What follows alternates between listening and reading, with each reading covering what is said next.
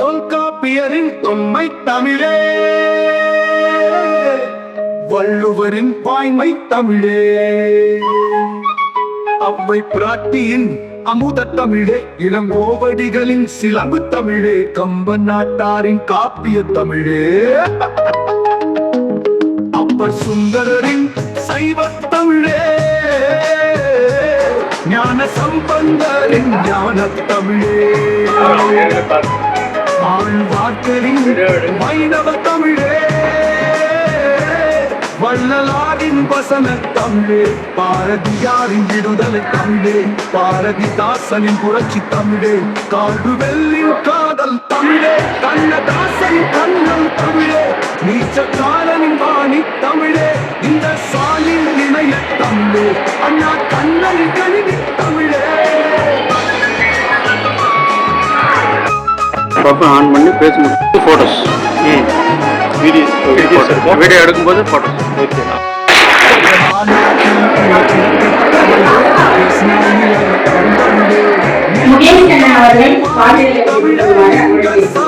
இணைய தமிழே,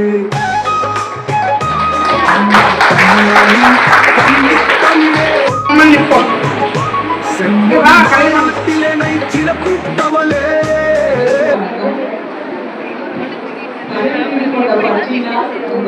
தமிழ் கருத்தரங்கத்தில் என்னுடைய ஆய்வுக் கட்டுரையை சமர்ப்பிப்பதில் நான் பெருமிதம் கொள்கிறேன்.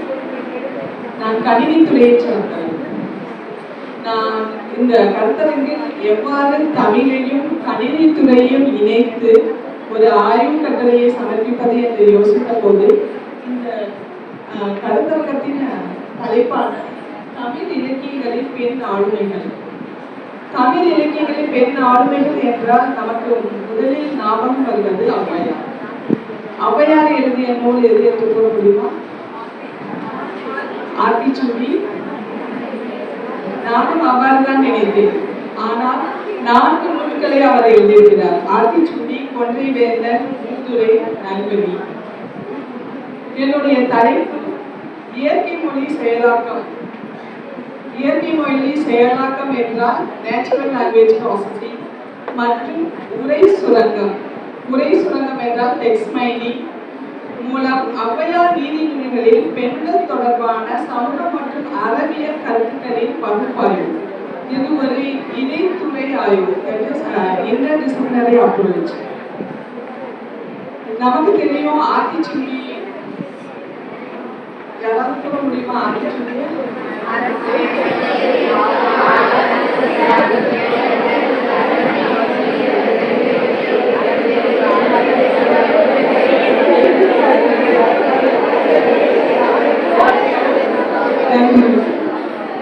அவருடைய ஔவையாருடைய நூல்களில் ஆத்திச்சூடி, கொன்றை வேந்தன், மூதுரை, நல்வழி போன்ற நீதி நூல்கள் குழந்தைகள் மற்றும் பெரியவர்கள் வரை அனைவருக்கும் அறநெறி, ஒழுக்கம் மற்றும் சமூக பொறுப்பு மற்றும் மனித மதிப்புகளை எடுத்துரைக்கின்றது.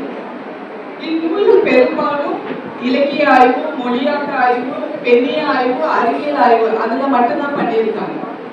என்னுடைய ஆய்வு எப்படி என்றால் கணினி வழிமுறை பகுப்பாய்வு, that is computational text analysis பண்ணலாம் அப்படிங்கிறதுல தான் நான் இந்த ஆய்வு கட்டுரையை சமர்ப்பிக்கிறேன். இதுல இந்த நீதி நூல்கள்ல பெரும்பாலும் சமூக கருத்துக்கள் இருக்கிறது, அறிவியல் கருத்துக்கள் இருக்கிறது, குடும்ப கருத்துக்கள் இருக்கிறது, கல்வி, ஒழுக்கம் போன்றவற்றை தரவு அடிப்படையில் பகுப்பாய்வு செய்த ஆய்வுகள் மிக மிக குறைவு. அதனால என்னுடைய computer science, that is natural language processing, artificial intelligence, text mining அதன் மூலமாக நான் ஒரு ஆய்வு செய்யலாம் அப்படின்னு நினைச்சு நான் எடுத்தப்போ தரவு எங்க கிடைச்சதுன்னா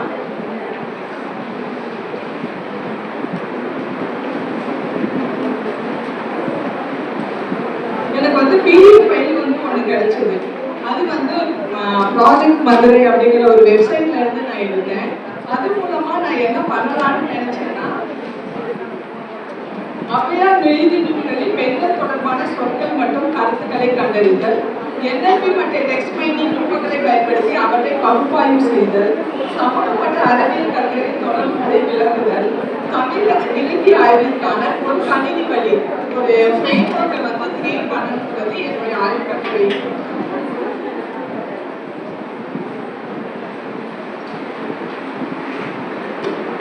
இதுல வந்து ஆய்வுரை வந்து பல வழிகள்ல பண்ணலாம்னு நினைச்சேன். இதுல வந்து என்னன்னா டிஜிட்டல் முறையில வந்து நிறைய தரவுகள் கிடைக்குது. அது மட்டும் இல்லாம இத உரை சுத்திகரிப்பு பண்ணணும். That is text cleaning methodology மூலமா, டோக்கனைசேஷன் மூலமா, NLP நுட்பங்களை பயன்படுத்தி இதுல வந்து என்ன பண்ணாங்க, இலக்கிய நோக்கத்துல நம்ம வந்து ஔவையார் எப்படி எல்லாம் விளக்கியிருக்கார் அப்படிங்கிறத நான் கொண்டு வரணும்னு நினைக்கிறேன். அது மட்டும் இல்லாம NLP மற்றும் டெக்ஸ்ட் ரைட்டிங் போன்ற நவீன தொழில்நுட்பங்கள் தமிழ் மரபு இலக்கியங்களை புதிய கோணத்துல ஆய்வு செய்ய உதவுகின்றன. இந்த ஆய்வு ஔவையார் நீதிமொழிகளில் பெண்கள் தொடர்பான சமூக மற்றும் அறிவியல் கருத்துக்களை தரவு அடிப்படையில் புரிந்து கொள்ள ஒரு இணைத்துறை அணுகுமுறையை உருவாக்குகிறது. இந்த தமிழ் இலக்கிய ஆய்விற்கும் கணினி அறிவியலுக்கும் இடையே ஒரு புதிய வாய்ப்பை உருவாக்கும். இறுதியாக நான் கூற விரும்புவது என்னவென்றால், இலக்கியம் மனித வாழ்க்கையின் மதிப்பீட்டை எடுத்திருக்கிறது. NLP நேச்சுரல் லாங்குவேஜ் ப்ராசஸிங் அந்த மதிப்பீட்டில் உள்ள தரவு படிமங்களை வெளிக்கொணர உதவுகிறது. இந்த இரண்டையும் இணைப்பது எனது ஆய்வு. அப்பை 4 நூல் சொல்லியிருக்காங்க. அப்பை குறள் எழுதியிருக்காங்க 310 குறள். இந்த 310 இந்த திருவள்ளுவர் மாதிரி இருக்காது. ரொம்ப ஆன்மீகத்தில் அவ்வளவு செறிவுள்ள குறள்கள். அப்பை குறள், அப்பை 310 முடிஞ்சா அதை உங்களுடைய நூலகத்தை தேடி படித்து பாருங்கள். படிக்கிறதுக்கு இந்த வயசுக்கு அது புரியாது, இருந்தாலும் பயிற்சி செய்து பாருங்கள். இது கருத்தாக நான் தெரிவிக்கிறேன்.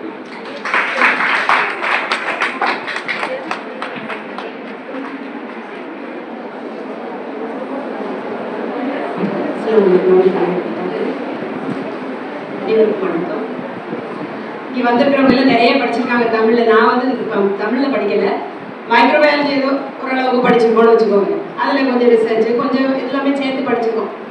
இப்போ இந்த அவைக்கு தைரியமா வந்து ஒரு 4 பேர் ஆண்கள் வந்திருக்காங்க. இவ்வளவு பெண்களுக்கு மத்தியில இந்த 4 பேரை நான் பாராட்டி எனது உரையை தொடங்குகிறேன்.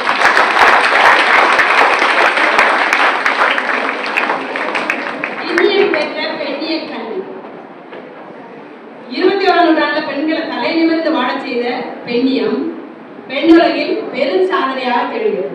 ஸோ இப்போ நான் தலை நிமிர்ந்து ரோட்ல போகலாம் வரலாம், எந்நேரம் போகலாம் எந்நேரம் வரலாம். ஸோ நமக்கு ஃப்ரீடம் இருக்கு, சுதந்திரம் இருக்கு.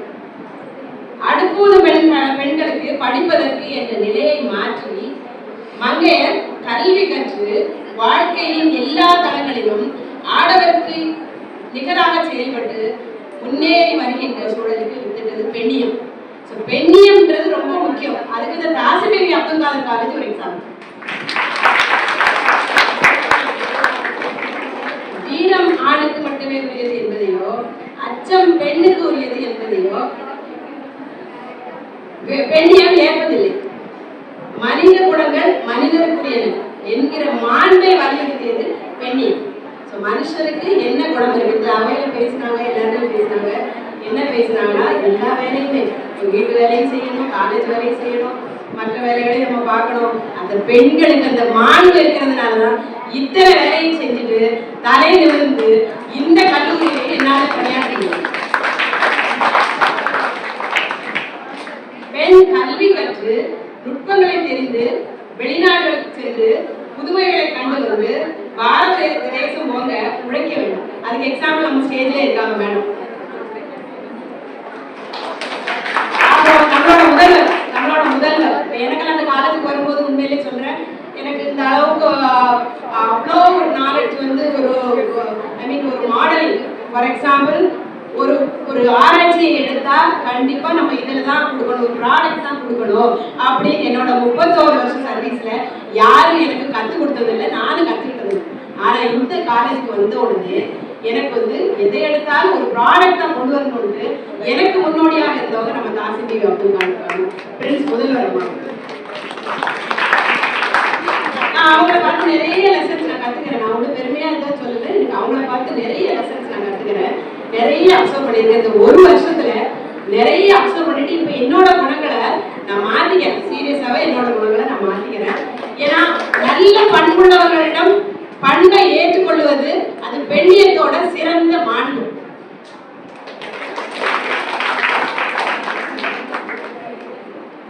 நிமிர்ந்த நன்னடை, நேர்கொண்ட பார்வை, நிலத்தில் யாருக்கும் அஞ்சாத நெறிகளும், நானும் அச்சமும் நாய்க்கு வேண்டும், ஞான நல்லறம், வீர சுதந்திரம், பேணுதற்குடி பெண்ணின் குணங்கள் என்று சொல்லிடலாம். சரியா? இது நம்ம தமிழ்ல படிச்சாதான் நம்ம தெரியணும்னு அவசியம் இல்லை. படித்து தமிழ்ல படிக்காமலே இதெல்லாம் பற்றி தெரிஞ்சுக்கலாம். ஏன்னா நம்ம எல்லாமே நம்ம எல்லாம் பெண்கள் தான் என்று மகாகவி பாரதியார் புதுமை பெண் வடிவத்தை படைத்தார். பெண் முன்னேற்றத்திற்கும் மேம்பாட்டிற்கும் இத்தகைய கவிஞர்களின் பாடல்கள் ஊக்கமளித்தது.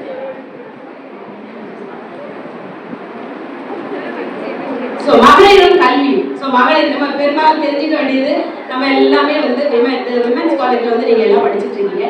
அதுல விமென்ஸ் எல்லாரும் நீங்க ஒரு 2-3 ஆண்களை தவிர மீதி எல்லாம் பெண்கள் தான். சரியா? அதனால இது கண்டிப்பா நீங்க தெரிஞ்சுக்கணும்.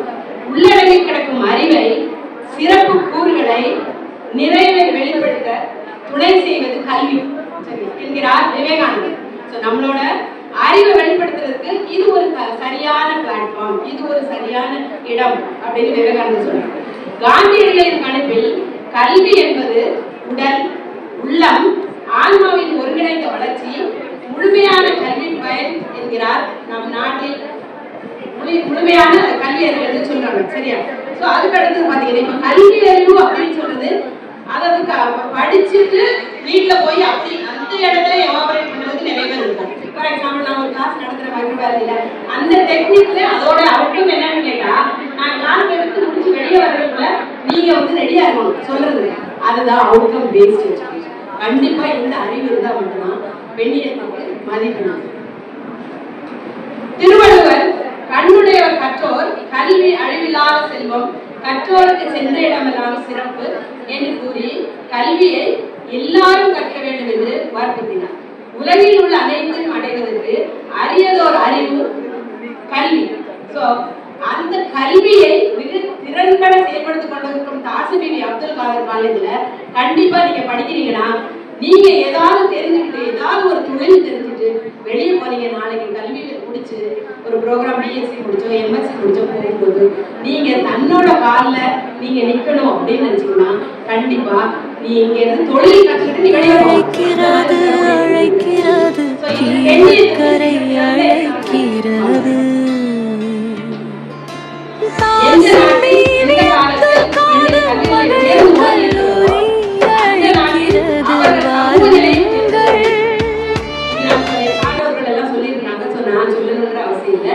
முன்னேற்றம் பெற்ற நாடாக இந்த நாடு திகழும் என்பதை நான் உறுதி அளித்து வாய்ப்பளித்த எனக்கு நன்றி கூறுகிறேன். தங்கள் கருத்துக்களுக்கு நன்றி அம்மா. அடுத்ததாக சுனிதா ஹிந்தி துறை தலைவர் அவர்களை தங்கள் கருத்துக்களை பகிர்மாறு கேட்டுக்கொள்கிறேன்.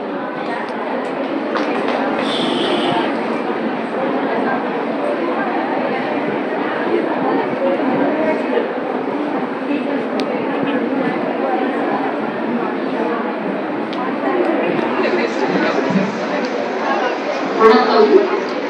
நான் எடுத்துக்கொண்ட தலைப்பு கண்ணகியின் நீதி போராட்டமும் பெண்ணியமும், சிலப்பதிகாரத்தின் பெண்ணிய நோக்கில் ஒரு ஆய்வு. அது பற்றி ஒரு சில கருத்துக்களை உங்கள் முன்னால் விரிவுபடுத்துகிறேன். தமிழ் இலக்கியத்தின் தலைசிறந்த காப்பியங்களில் ஒன்றான சிலப்பதிகாரம் இளங்கோ அடிகளால் இயற்றப்பட்ட சமூக நீதி காப்பியமாகும். இக்காப்பியத்தின் மைய பாத்திரமான கண்ணகி கற்பின் அடையாளமாக மட்டுமல்லாமல் அநீதிக்கு எதிராக போராடிய துணிச்சலான பெண்ணாகவும் விளங்குகிறார். இக்கட்டுரை கண்ணகியின் நீதி போராட்டத்தையும் சிலப்பதிகாரத்தில் வெளிப்படும் பெண்ணிய கருத்துக்களையும் ஆய்வு செய்கிறது. மேலும் நவீன பெண்ணிய கோட்பாடுகளின் அடிப்படையில் கண்ணகியின் ஆளுமையை மதிப்பீடு செய்து இந்திய சமூகத்தில் அவரது போராட்டத்தின் பொருத்தத்தையும் விளக்குகிறது. கண்ணகி பெண்களின் உரிமை, சமூக நீதி மற்றும் மனித உரிமைகளுக்காக குரல் கொடுத்த முன்னோடி பெண்ணாக இக்கட்டுரையில் நிறுவப்படுகிறது. தமிழ் இலக்கியத்தில் 50 காப்பியங்களின் முக்கியமான இடத்தை பெற்றுள்ள சிலப்பதிகாரம் இளங்கோ அடிகளால் இயற்றப்பட்ட மகத்தான இலக்கிய படைப்பாகும். இது காதல், குடும்பம், அரசாட்சி, நீதி, சமூகம், அறம் ஆகிய பல பரிமாணங்களை உள்ளடக்கியது. இக்காப்பியத்தின் மைய கதாபாத்திரமான கண்ணகி தமிழர் பண்பாட்டில் பத்தினி தெய்வம் என போற்றப்படுகிறது. இருப்பினும் நவீன ஆய்வாளர்கள் அவளை நீதிக்காக போராடிய முதல் பெண்ணிய குரலாக கருதுகின்றனர். அநீதியை எதிர்த்து மன்னனையே கேள்வி கேட்ட துணிச்சல் பெண்களின் உரிமை மற்றும் சமூக நீதிக்கான அடையாளமாக விளங்குகிறது. இந்த ஆய்வு கட்டுரையின் நோக்கம் கண்ணகியின் நீதி போராட்டத்தை ஆராய்வது, சிலப்பதிகாரத்தில் இடம்பெறும் பெண்ணிய கருத்துக்களை விளக்குவது, கண்ணகியின் செயல்பாடுகளை நவீன பெண்ணிய கோட்பாடுகளின் அடிப்படையில் மதிப்பீடு செய்வது, இன்றைய சமூகத்தில் கண்ணகியின் போராட்டத்தின் பொருத்தத்தை எடுத்துரைப்பது. கண்ணகியின் நீதி போராட்டம் தனிப்பட்ட வழிவாங்கலாக அல்ல, சமூக நீதியை நிலைநாட்டும் அறப்போராட்டமாகும். அநீதியை எதிர்த்து அதிகாரத்தை கேள்வி கேட்கும் துணிச்சல், பெண்களின் சமூக பங்களிப்பை உயர்த்தும் சிந்தனை, அறத்தின் வெற்றி ஆகிய 3 முக்கியமான கருத்துக்களை சிலப்பதிகாரம் வலியுறுத்துகிறது. எனவே கண்ணகி வெறும் பத்தினி பெண்ணாக மட்டுமல்லாமல் நீதி, சமத்துவம் மற்றும் பெண்களின் உரிமைக்காக குரல் கொடுத்த தமிழ் இலக்கியத்தில் முதல் பெண்ணிய போராளியாக திகழ்கிறார். பெண்கள் தங்கள் உரிமைக்காக சட்ட ரீதியாகவும் சமூக ரீதியாகவும் போராட வேண்டும் என்ற விழிப்புணர்வை கண்ணகியின் போராட்டம் ஏற்படுத்துகிறது என்று கூறி எனது உரையை முடித்துக் கொள்கிறேன். நன்றி. தங்கள் கருத்துக்களுக்கு நன்றி அம்மா.